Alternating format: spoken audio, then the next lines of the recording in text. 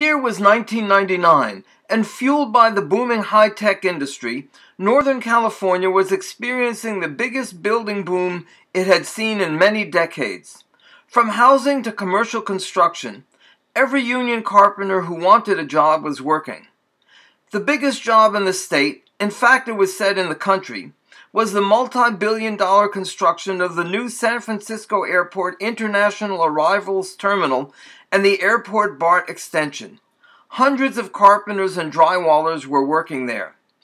Meanwhile, the Carpenters Union leadership, locked into its policy of keeping the contractors happy at the expense of the membership, was busy negotiating a cut-rate contract.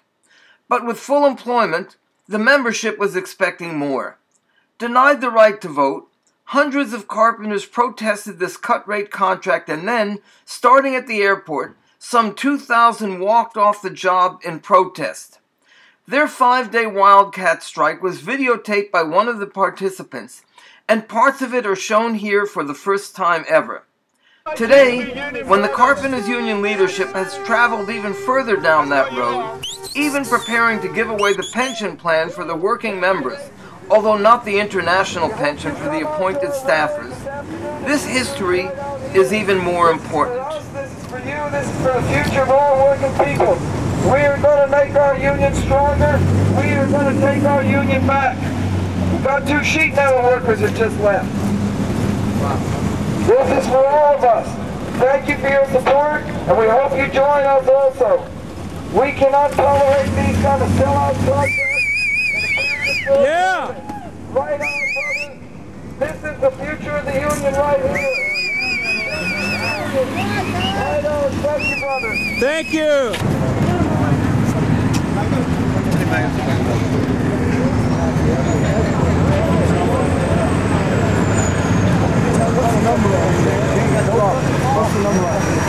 It's on there, 220. Whenever you turn the power on, 220-3047. Hey, you want to address these BAs real quick on the way out? Hey, these guys are trying to go through here.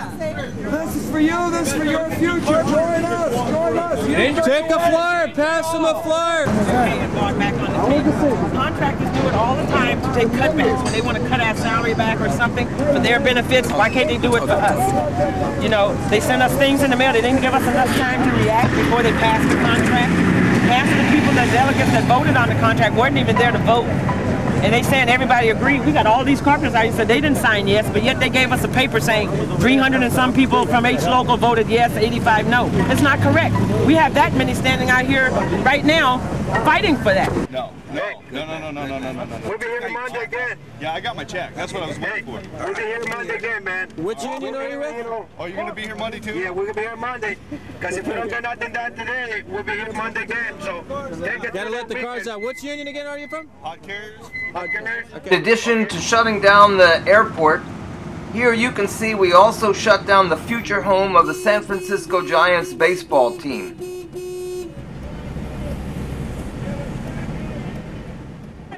The union leadership sent all its business agents and so-called organizers out to the different jobs to try to talk the carpenters back to work. Here we see Jay Bradshaw, a former socialist and former union militant, out at the San Francisco airport, trying to talk the carpenters into accepting this lousy contract and going back to work.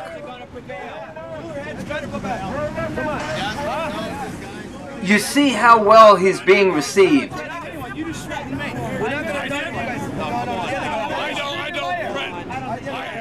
He has to have the cops standing next to him to protect him from his own members. What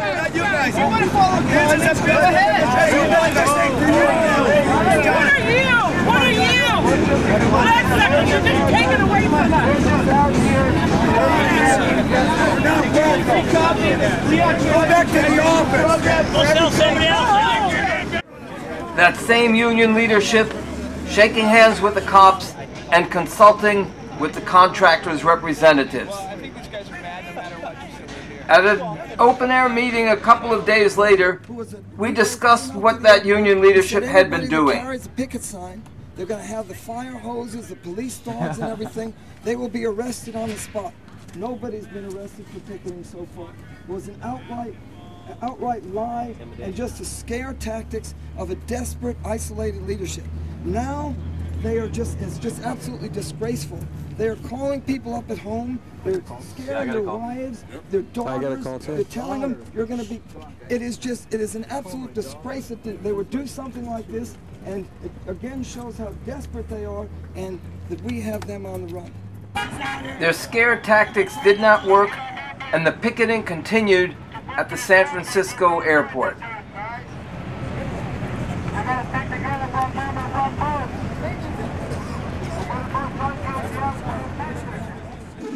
Meanwhile, inside the airport, this was the effect of the picketing. Work had come to nearly a complete halt. This is the $1 million a day that they're losing right here. The 200 carpenters, there's only like 5 or 10. We talked to a few of them already.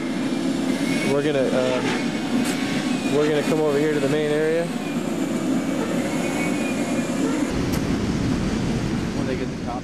From the San Francisco airport, the strike spreads. I hear the carpenters up in Nevada. They don't always say what we want them to say on the news media. They edit it, they say different things. These are main. Every afternoon after picketing, we held an open-air meeting to discuss the day's events and to discuss what to do next. Here, they are marching down the street towards that open-air meeting from the San Francisco Giants ballpark. They are chanting, "One member, one vote."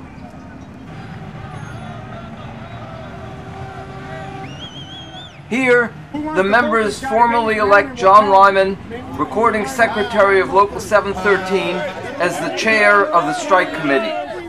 He explains that he has sworn never to take a job from the union leadership that has forced us to strike against them and their policies. Never to apply for a job or accept a job from the regional council or the international. Right. Okay? Here, we agree on an agenda for the meeting. Many of the members had never been to a union meeting before, and the process was a bit chaotic at first. Select the delegation to going to see John Casey. Is that agreeable? It was a long, drawn-out process, with different members just giving speeches on whatever they had in mind. But finally, we did get to the first item on the agenda, which was a report from the different job sites. I've been at the airport for a year. Wednesday, they told us they were going to fire hose us down if we struck there, beat us with billy clubs. We struck, and we are striking right now. I went to job at 2nd and King right here at Ballpark. 2nd and King Dillingham job right there. 4th and Harrison, Panko job. Geary and Divisadero, Kaiser job. 2nd and Mission. 38 Beale. All the brothers are reporting back. My brother over here, Lather, went down to the South Bay. Every job will stand by us if we get a picket there. Yeah! What we need to do today, I feel, is how many guys here want to keep this going? Because I know if I go back to work, my boss is going to fucking put me on the shit crew or fire me. That's what I'm in his face this morning telling him, fuck this, we ain't coming back till we get some results. And I ain't going back. All right. Yeah! How many are keeping this going for a few days at least? Let's set up some fucking lines over here, get your names, get jobs. I got a list of jobs. I need 20 guys at each job on Monday morning, and we will have this thing ballooning. Thank you. The following day, Saturday, we held an open-air meeting in a park.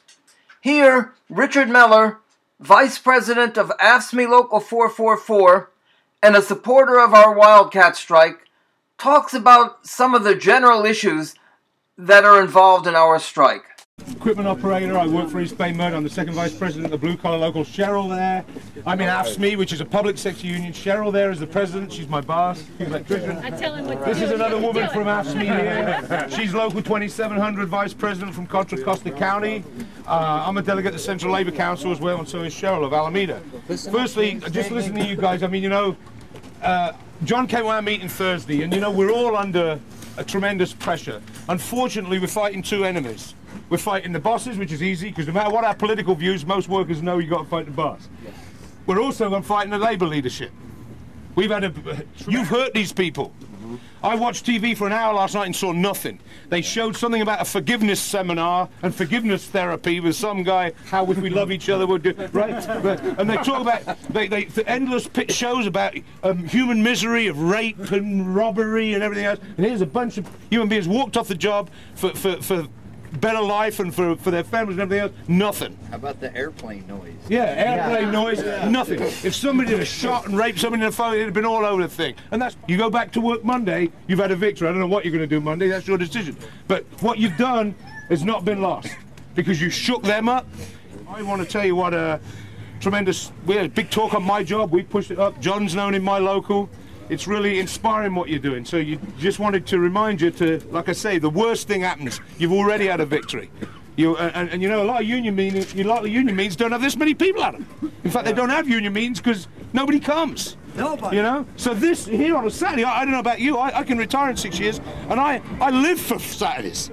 To be honest with you. And the one brother, he was talking about his shoulder. I got my shoulders screwed up, my knees are screwed up, you know, and my head's screwed up too. And other parts I can't mention right now.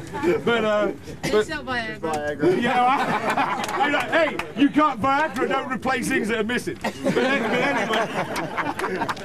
anyway, the last thing I wanted to say was, John came, I want to pledge to you just as an individual, I'm not speaking for my local now, I'll pledge you a couple of thousand flyers.